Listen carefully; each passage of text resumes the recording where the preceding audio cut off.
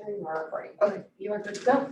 Okay. And Nicole, Yes, was Sam's class this morning recorded? I believe it was, yes. Thank you. All right, so we'll go ahead and get started. I think the first book, I have met either most of you or at least Megan in the beginning today.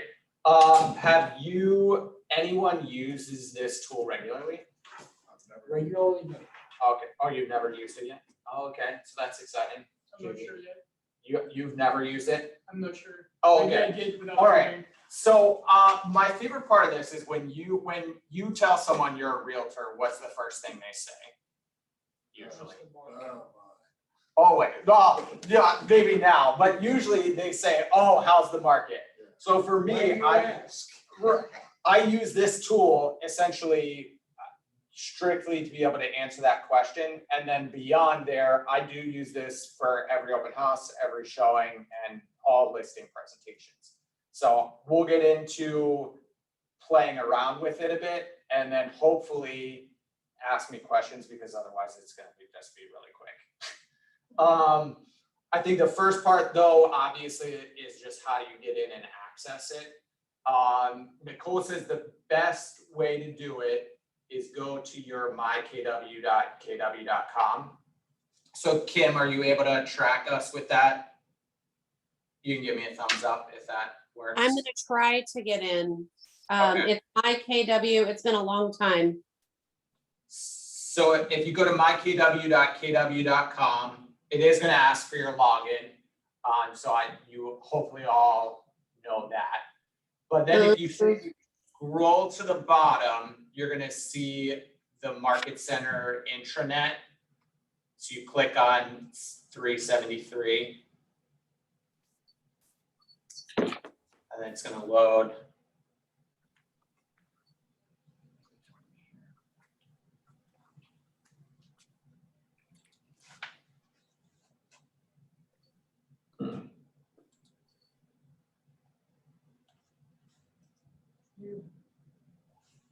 Is anyone else having this same problem?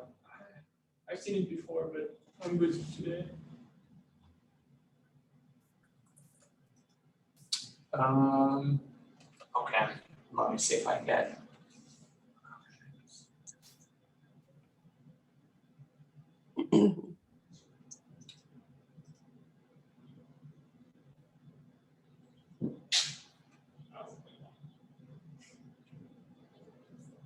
So let's see if Nicole can come back in here and get us in there. But then through the MyKW, there's a search tool. You're just going to type in trend, and then I'll show you where that link is to get to it. Where's this? Are you all able to log into it now? I'm not yet. Okay. So, yeah, do you know what this means? I'm the only one that's, I wonder, could it be if I was logged in somewhere else? I think that's exactly what it is. So, Hey, Nicole, I tried using the username and password that I originally had way long time ago. Did you set those as the same? It should be, yeah. Just It's saying that it doesn't know who that is. All right, They don't match. give me just a moment on you. Let me just go, I'm gonna look at my folder and make sure and verify. And then Where I'll am I? text you, okay? Too deep? No. Sounds so, good, dear. You click that Let me just search, get him. Oh, I'm sorry. and then just type trend there. Jacob, you should be I good. haven't used this in quite a while. Did you scroll down and click on the intranet? That's where it wasn't working. Oh, okay. And then now scroll down. It's unfortunately not going to pop up as the first one, but it says TrendGraphix tool. There it is. And then if you click on the article link, did that work for you, Daisy? Yeah, Okay. it just loaded.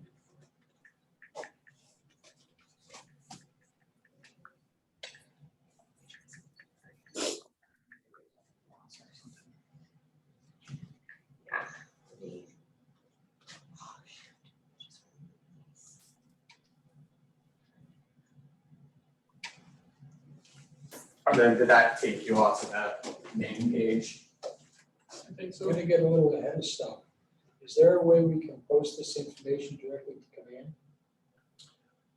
Not to command directly, but I can show you how, like, you can save individual images, like that particular graph right there. You can save as a JPEG or an image file, and I've attached that in bodies of emails, presentations, ads on command, which is probably what you're talking about, right? Yeah. Jake, I'm gonna do 4. Yeah. And I'll leave that.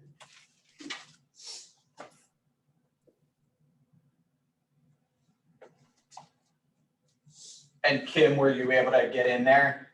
No, not yet.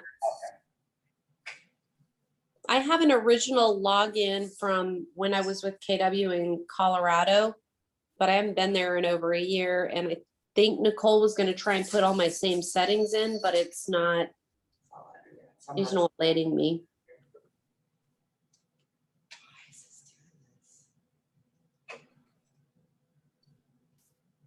Well, so for this sake, can you log into yours and just pull up the same link, basically?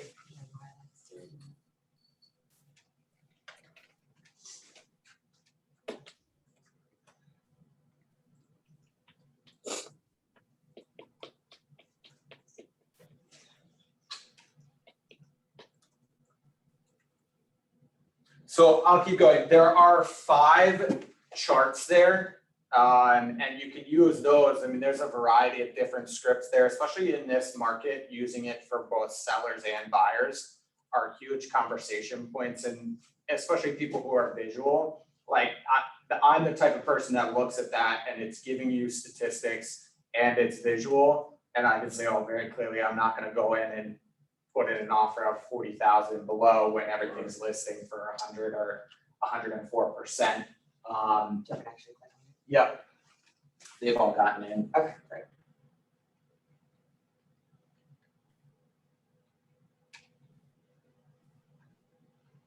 And Nicole says she's going to work on a quicker way to get in here. Yes, I promise you I will work on that. Anything else? Or you good? Nope, that's good. So now that we're all looking at the same screen, you've got the 5 different charts up here and tabs on the top. And then along the left-hand side, it gives you all the criteria. So the way that this is really useful is that you can make it hyper-local and play around with the criteria depending on what you're trying to portray, whether it's a CMA, whether it's marketing. You really can make these graphs portray your message. So the first step is obviously trying to get a strategy behind what you're trying to use it for. And I can go into really the 3 main areas I use it for. First, let's say open houses. So I'll make it specific to the open house. So we could play around here just as an example. I've got a listing in Bradenton right now. So what I do is I generally stick to the zip code. You can do the county, you can break it down either Manatee or Sarasota. I think you're getting more specific, meaningful trends if you go down to the zip code. So let's go to 34205. I will tell you, make sure when you're doing this, the criteria, if you're clicking 2 criteria, like in this example, if you don't unclick this, but you still click the zip code, it's gonna give you Manatee and Sarasota combined. You have to almost unclick it in order to get the meaningful information that you're looking for. So clicked on the zip code. Generally, I don't do city. The cool thing here is that, and I've run into this, you can use this even up into Pasco, down into South Sarasota. It's a pretty big region that you've got access to for these statistics. You can even get down into subdivision. So certainly in a subdivision that's super small, it's not going to be very meaningful. But if you're able to get into some of these larger subdivisions for a comparison's sake, you can click on that and it'll only give you that subdivision from the MLS. Down to property type, this is the same thing as the zip code. If you don't deselect all property type, it's gonna give you everything. Sir, I always distinguish whether it's single family, condo. You can even get into manufactured modular villas. So playing around with that and making it specific to your type of property, otherwise it's not relevant. I almost never do the select a price range because majority of the time, the statistics you're trying to pull from here correlate to price. So if you make price a criteria, you're skewing the data that you're gonna get. Because oftentimes you're trying to see what is price per square foot, what is average list price, what is average sale price. So if you're dictating, oh, I only want to see things between 200 and 205, you're not going to get meaningful information. I usually then always as a default do square footage. So in the example that I was using here, I've got 1,100 square feet. So I will do a range depending on the size. You know, if something's at 1,100, I'll do 1,000 up to 1,200.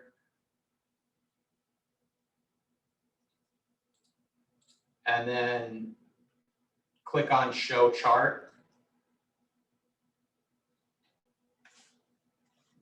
Takes a minute to calculate.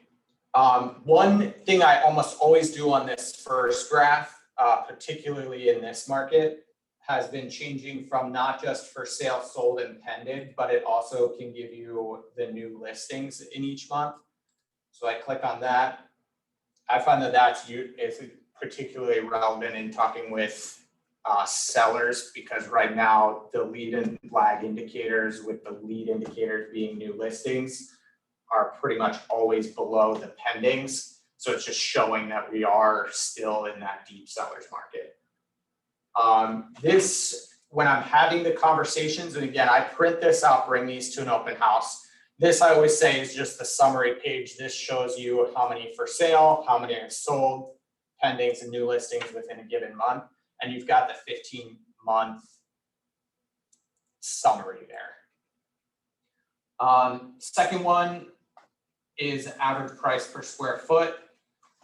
You can see this, shouldn't really be surprising. We've seen, you could say in general, this has appreciated over the last 15 months. Certainly, I mean, you go back, there were some that were down in the, let's just call it 150, mid 150s. And now they're creeping up into the 170s on an average. So when I'm having conversations with these, you know, you could calculate the running 15-month average, but I look at it, you know, maybe even in kind of quarters and say, okay, here we are, let's call this 150, and here we are here in 170s, and use those for the conversation script sake, let's call it. Third one gives you 2 data points. It gives you days on market, and then it also gives you sale price as a percentage of the original list price. This is good for sellers right now. I've used this quite a lot in saying, because I inevitably have had lots of sellers that say, oh, we need to list 50,000 and then there's going to be some haggling, and my net I want to be at, you know, 550, but we're going to list at 625. Well, the conversation is sales are closing at upper 90s to 100% of list price. Let's list at your net, get the maximum amount of people in here, close you at 100+%. And being able to show this has helped me to get the correct list price, as opposed to saying, or even use it for price reductions. I just had one recently that I got it finally after they wanted to know why in this market their house had sat on for 2 months, and I kept saying price, price, price, and they finally came to the realization, well, our net is 825. Well, when you're listed at 875, that's why. So this is a very useful one for sellers, I've found. And also days on market. I just used this in a listing appointment this week in an understanding of how quick the market is moving. So, we're gonna get your house on the market and it's gonna be sold within less than a month. I mean, because you look at these averages and it's very quick. Average price for sale and average sold price. What I always highlight here is they're not mutually exclusive in saying that what's listed in the green sold for the red. It's just showing you this is the average list price for that criteria, and this is the average sold price. The average sold price is telling you where the movement is. So for list price perspective, that's going to help you there. It makes sense in this current market. There's very little delta between the average list price and the sale price because we know that things are selling at 100%. Where is it? You said there's very little delta? There's not a whole lot of delta. What am I missing? If you look here, I could show you some different criteria. I'm looking, you gave us the zip code. I pulled up the zip code and I'm looking at for sale at 980, 931, the average sale price of 540. Is that disconnected somewhere? square footage from 1,000 to 1,199? Average price in $5,000 increments and dates. And that's, you're pulling on MLS and single family only. I believe.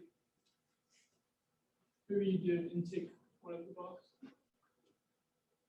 There's the zip code, Okay. single family. What else am I looking for? Square footage. I have no square footage. So if you put in 1,000 square feet to 1,199.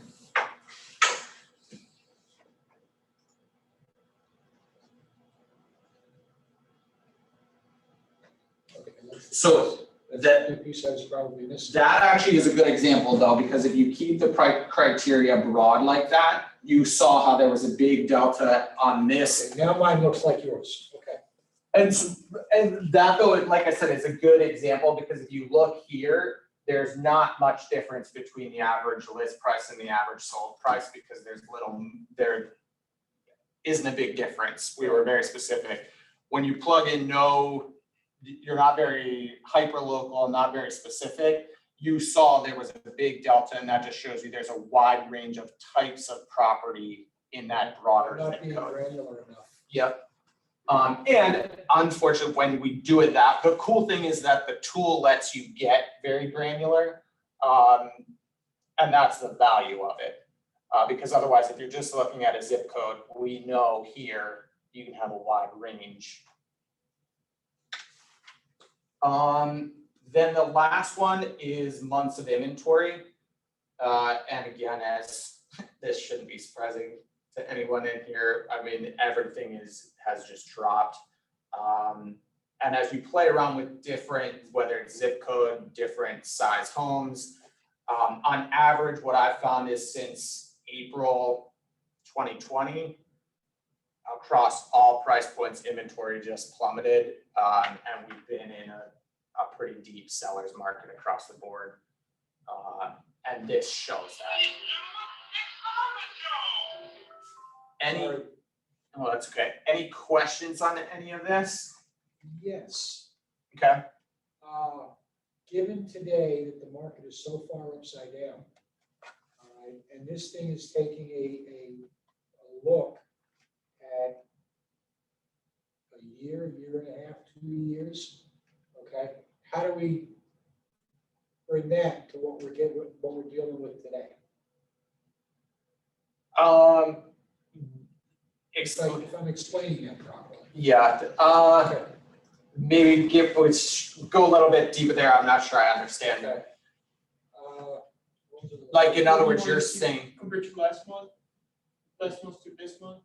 for No. example? Oh, Something closer in time? I can't find it. Oh, the predefined range, the data range. yeah. February 2020 to April of 2021. Okay, but when I click that, it doesn't give me, that's the tightest date range I can get. So I can't go back and look the last 6 months. No, so the smallest is A year. 15 months, basically. Well, February to, yeah, okay, 15 months. You can 12 go, months. you can go broader, and they'll let you go even 3 to 7 years. Correct. But my point is, we're in such a dynamic environment at this point. Yeah. We need information that would be more, I use the word current, Yeah. for lack of a better phrase. So if you if you look on these pages and down below the actual graphs is what they have called today's statistics. Okay. And that shows you compared previous month. And it also then shows you the same month to date a year ago. I think what you're asking about is probably even what's the current versus the previous month to date, which is going to give you information. As we could, I mean, in this example, inventory's gone down 55%. If we look at prices, average active price has gone up 16%, which is, those are good statistics because we are seeing that. I mean, that is very true month to month. So that's a good point. And these are good charts below the graphs to share in today's market, right? Yes. I see these pop-ups coming up, like on the market highlights and quick guide. Yeah. But I saw one I really wanted to go back to, but now I can't find it. Okay. Now, is there something other than those two available? The quick guide and the market highlight. Correct. Those are the only two. Let's go into what maybe the printouts look like. I will tell you, generally speaking, and this is just my own preference, these are automated summaries. So I usually, if I'm going to use a graph, I'll then provide my own summary of it to an individual. Like if I'm inserting it in an email, if I'm using it in a listing presentation, I won't use their market highlight because it's, I think it's too generic. Because we know the area, know the neighborhoods, we can give a little bit more specific, even beyond what they're saying here. We just use the data to support what we're saying. I know you had asked, so let's go two ways. Let's first just talk about if I'm using this at an open house or just want to print out all 5 of these. If you go up to the top, you can see you can hit print. It's going to have a pop-up.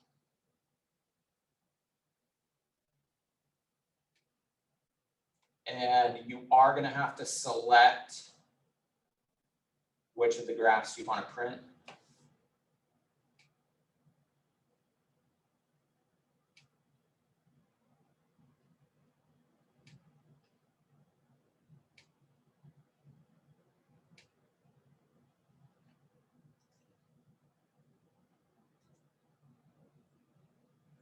So this is what shows when you go to print.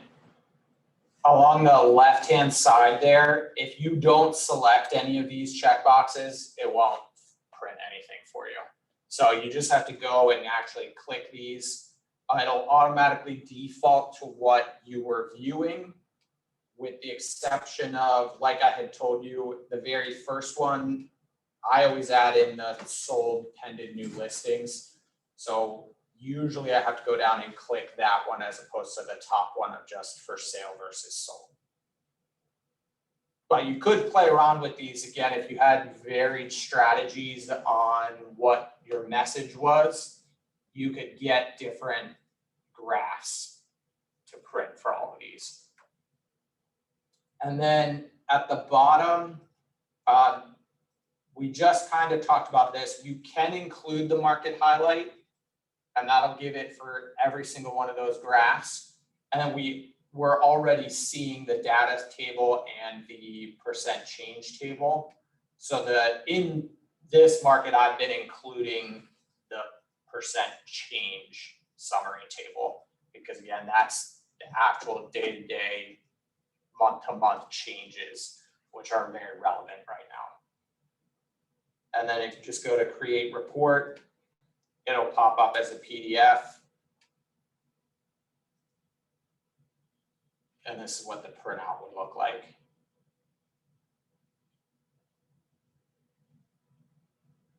And this might be this is the summary. Is that what you are seeing as you hovered over? No, it'll be back. Okay. So any questions about printing this out then? I will in a minute. Okay. You get the numbers on your graph. Say that again? So on your graph, you have numbers on it. for Okay, every month. yeah, I don't have that. that's if you go to the print Oh, it's in the, I have to go to the print and then do the option. and at the bottom, Because you know, like, it's just, I basically.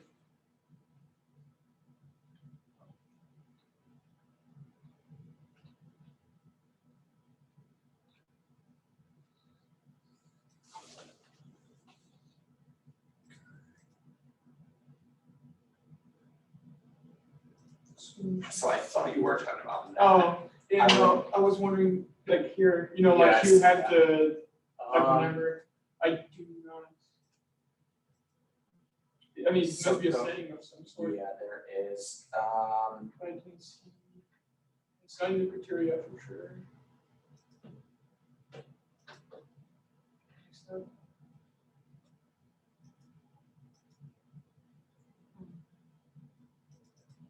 So, did yours at one point show the numbers or not? No. Even when I was just, I didn't enter anything, it just showed me a random graph, but there was no number. You can reset. I can play around with that and see if I can find that. Okay, yeah, I can try to.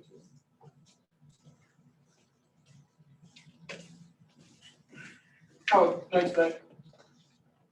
Did you press something? I just refreshed. Oh, The browser. so maybe just the browser, yeah. Yeah. But so you all feel like you could print this? I used to use this, Yeah.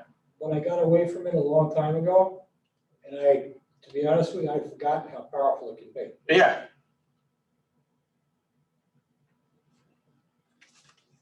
So for me, my favorite part about it is that it doesn't take very long.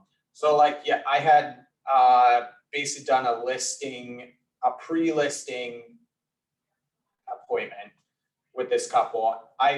My follow-up, I sent them this and they were like, oh, that was so much work. That was so thorough. Meanwhile, I'm like, okay, it took literally 2 minutes. But, no, of course not. But it on the inside, Jacob. yeah, no, of course. But, the nice thing is that, okay, yeah, it took me 2 minutes. Here, they thought we left our meeting and I went home and was on the computer for 3 hours, whereas instead I went out to dinner and went home, sat down for 2 minutes, typed up and sent it out. And it had a big impact, I think, to your point. Okay, question. Yeah. Okay, so I just typed in my criteria. And do I need to do anything else? Yeah, then go down to the bottom and it says show chart. No.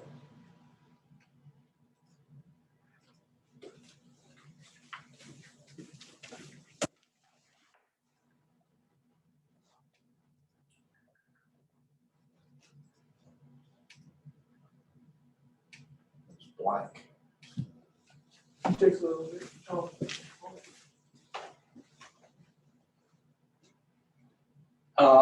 What could have happened is if your criteria was so specific, so what, like, in other words, if there was no movement in that particular area, how did you restrict it? Is it a zip code, a subdivision? I did zip code and subdivision.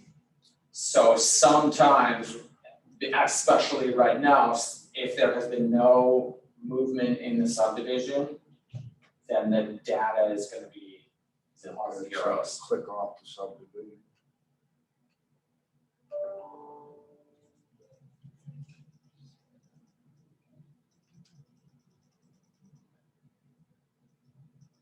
I will share, sometimes I have run into issues with these subdivisions because they're so specific and they're pulling from an MLS. You do, so that it's saying maybe select a zip code. I do select.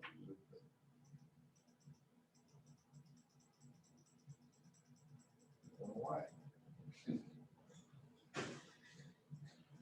How do I get to Hillsborough County?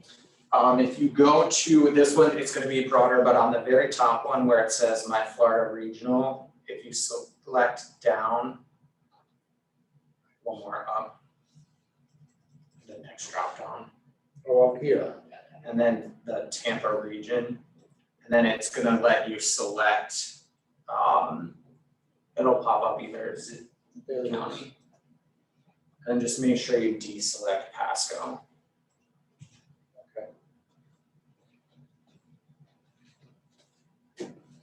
Thank you. So did that Jacob? work that time? Yes. I have my sign in now, but I'm having a hard time trying to find the whole program. Okay, if you're into the intranet, where you click there. Let me see if it'll. So are you on this screen? Hang on, let me go back. Return to my KW. Okay, yes, I'm on that screen. And then at the bottom, right where it says quick links, Oh, I hit my market center intranet. Okay. that probably would have gotten you to the same place. Yeah, hang on, let me see. Let me see what I have. Skip this for now. So then your screen should look like this. Yep, that's how it looked before. And click the search right here. That's what I did. Hang on, search. And put trend. Just do trend, yeah. Okay. And then scroll down a little bit. You'll see a TrendGraphix tool with like a purple graphic. Okay, I see it. Click on that and then click the go to article link. Okay, I did that. Oh, last time it said article not there, and now it pulled me in. There you go. So do everyone kind of feels good about the printing out? The other thing I could show you would be, and I know we talked about this briefly, is if you can save these graphs and use them in ads. I put them on some Facebook ads through command. I put them a lot in bodies of email. So if I'm talking about something specific or I'm trying to share like that example of the average sale price as a percentage of the list price in an email summary, I'll say, as you can see, sales have been at 100 to 104% of list price, and just insert this graph. So when you print this, does it print all 5? Yeah. So you don't have to click on anything? No, so actually that's a good point. If you click the print, I go to print. it's gonna have a pop-up.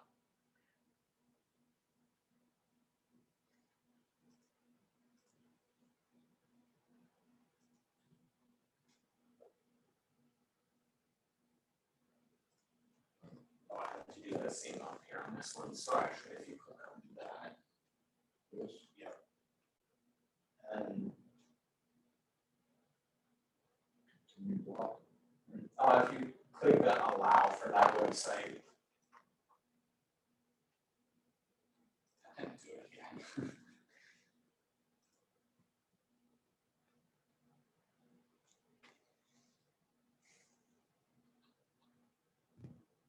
So I think to your question, you have to select all 5 of those, otherwise it won't give you, it's not gonna generate anything. And then for the data table and the, like I said, I don't usually include the market highlight, but I do include the percent change and the data table.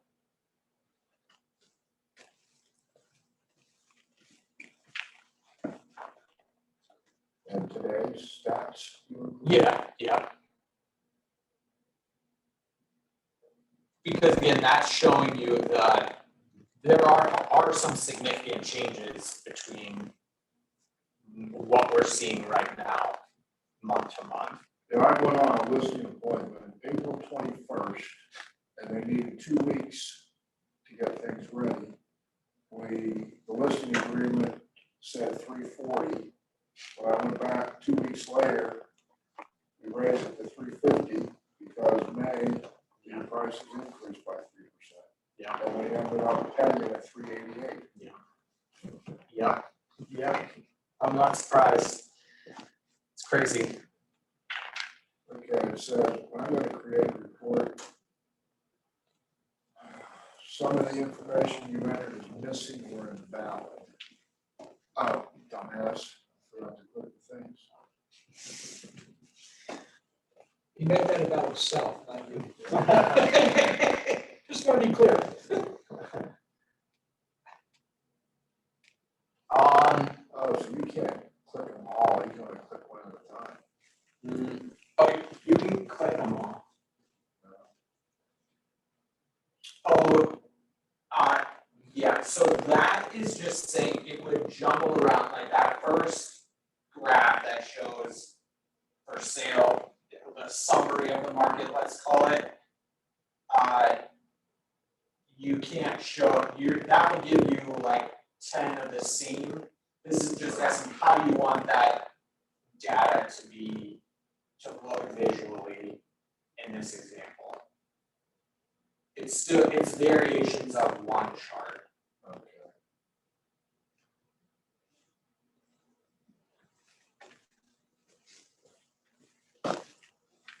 So the other thing I found useful was just saving them singularly. So this example here with the sale price as a percentage of list price and then the average days on market, if you click the save graph,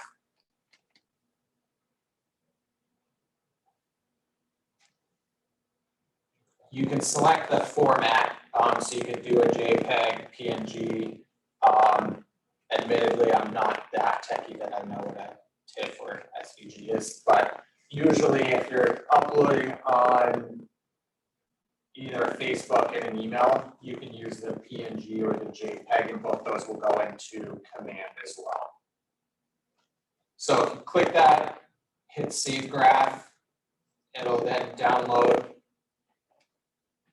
and shows as a clean image there. It's where, like I said, pretty simple. I've stuck those right in the body of emails, Word documents, designs in command, Facebook ads. You put it right on Facebook. I've heard different things, depending on what social media platform, this would be a popular on LinkedIn. If you wanted to do posts there like that. Any questions on that? That's pretty cool stuff, yeah. Hey, And you- Jacob, Yeah. so I noticed up here, when I select a region, I can choose Stellar MLS or My Florida Regional MLS. Is it possible to do it in a different state? Because I'm a realtor in Colorado as well. Yeah, no, because it's a subscription that the market center pays for. You could Yeah. get this software, as an individual, but you would have to pay for it. Gotcha. Okay, good to So know. it could be if your market center there may have it. That would just be a question for them if they Right. have the subscription. Okay, thanks. Any other questions? No, I can't believe I've never used this before. Like I said, I have known lots of people that because if you think about it, everyone in the office has access to it, and I literally use it for every appointment I go on. Even if I don't even print it out, it at least gives me, I can look at this real quickly and say, okay, I now have in my mind, I can answer the question, how is the market for your specific house? And it takes care of that elevator speech, really. Here. Yeah. Yeah. questions? So they brought this up at a team meeting, I think it was last year. And they just like said, showed one chart, okay, we have this now. And you never really heard about it again. Yeah. I had no idea you could do all this with it. Yeah. And again, the more you play with it, I mean, it's not a perfect program. I mean, you're gonna find glitches like you saw there with the subdivision. You're gonna find things where it's not gonna give you meaningful reports. You just have to play around with the criteria. I mean, it's all facts, but it's understand the strategy up front and then manipulate the criteria to get the message you're seeking. Yeah, I've always used the chart in the MLS, where you pick, say, pick Venice, and I know it's number 6, it's the list price versus sold price, percentage, market share. Yep. I've always used that one there. Yeah, like I said, I somehow found this when I first got into real estate, and I've just stuck with it, used it regularly.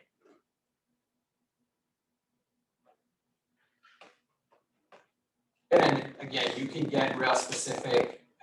You can put in number of bedrooms, you can put in bathrooms. I will say one thing to just keep in mind, depending on the type of property, it doesn't take into consideration lot size. So if you're doing something with on acreage or there, you might just need to take that into consideration. What I've done there is, let's say I was looking at something on acreage, well then I would know I need a few different zip codes that are going to pull relevant properties all together in order to make it meaningful. It does do waterfront though, so that's one thing. Like in some of these zip codes, because you're not going to compare. You could have a condo in Sarasota that's on the water or not, and you're going to want to compare apples to apples. When you say waterfront, are you meaning Gulf, intercoastal? So that's the only thing. Yeah, it's not. So like let's even say like Bradenton, it would consider something on the Manatee River waterfront. It's pulling the criteria from MLS. So if I'm, but not a lake or a retention. That's a good question. I don't think if it says waterfront on MLS, it is gonna just lump it all in there. Hey, Jacob, is it possible for you to start from scratch and just do another search real quick to let me watch you go through it now that I'm able to play with this? Yeah, so I'm gonna do another one. So we'll do zip code 34.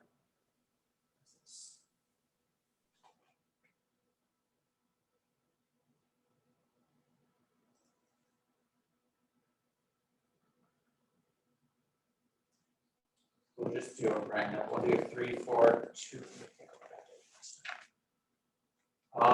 We'll do 34202. Was looking at single family homes only, and then square footage was 32 to I did up to 3,600. The particular property I was looking at was about 3,400. So I did. Sometimes I'll increase the range there. I mean, if you're comparing 1,000 square foot homes, you're not going to want to compare 1,200 to 1,900. But at least in the way my brain works is if I'm at 3,400, I could compare that to a 3,600 or a 3,200. So I increase the range on size of home, if that makes sense. So here then I just do show chart.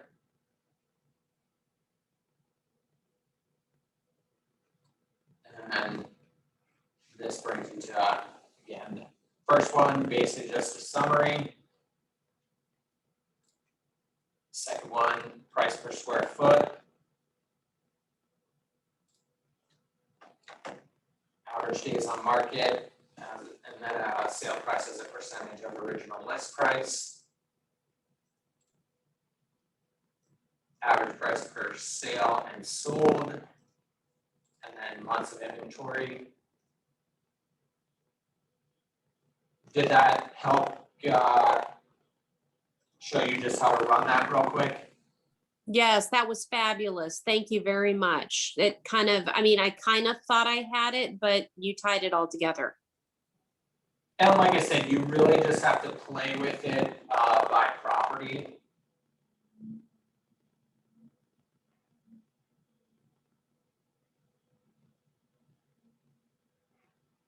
All right, anything else?